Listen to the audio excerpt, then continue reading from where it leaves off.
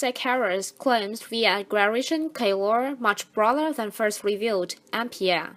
Minnesota Public Radio has provided additional details of allegations of sexual harassment against humorist Garrison Keillor, saying his alleged conduct went well beyond his account in November of accidentally touching a woman's bare back. NPA said in a statement Tuesday that Keillor was accused by a woman who worked on his Prairie Home Companion radio show of dozens of sexually inappropriate incidents over several years, including requests for sexual contact and explicit sexual communications and touching. NPA said the woman, whom it has not identified, detailed the allegations in a 12-page letter that included excerpts of emails and written messages.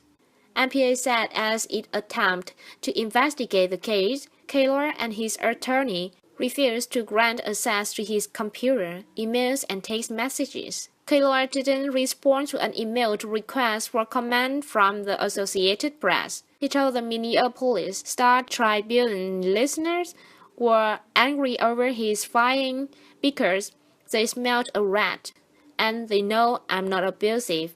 He called the woman's account a highly speculative and imaginative piece of work, drawn up by her attorney.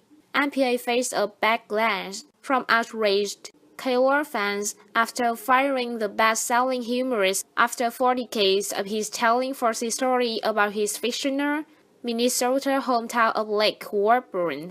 Keillor accused the station of firing him without a full investigation. Until NPA's new statement Tuesday, the only account of his actions was his. He told the Star-Tribune on November 29 that he had simply been trying to console a co-worker. I meant to pat her back after he told me about her unhappiness, and her shirt was open and my hand went up it about 6 inches. She recalled. I apologized. Keillor told the newspaper in an email. I sent her an email of apology later, and she replied that he had forgiven me and not to think about it. In a note to members Tuesday afternoon, NPR President John McTaggart said otherwise. If the full 12-page letter or even a detailed summary of an alleged incidents were to be made public, we believe that would clarify why NPA ended its business relationship with Garrison and correct the misunderstandings and misinformation about the decision. The station also disputed that Keillor was fired in a rush, laying out a timeline in which it launched an internal investigation after receiving a general allegation against Keillor from a former employee, not the alleged victim, in the late August.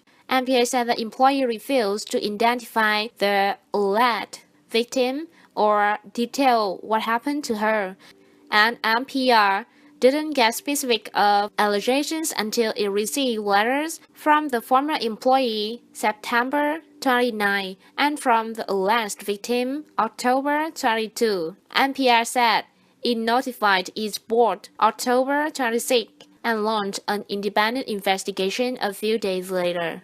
NPR said Keillor and his attorney declined to give access to his computer, emails, and text messages to allow full investigation. The station said it had avoided releasing more information about the allegations while it was mediation with Keillor and the other parties in this matter. Unfortunately, the mediation sessions have not produced the final settlements we had hoped for. NPR has removed from its website archived a Prairie Home Companion shows featuring Keillor. The network also ended broadcasts of the Writer's Almanac, Keillor's daily reading of literary events and a poem, and ended rebroadcasts of Keillor-hosted Prairie Home Show. Keillor, 75, retired in 2016 as host of Prairie Home, a Saturday evening radio variety show he created in 1974. The show, now titled Live From Here, continues with Keillor's handpicked successor, mandolinist Chris Tai.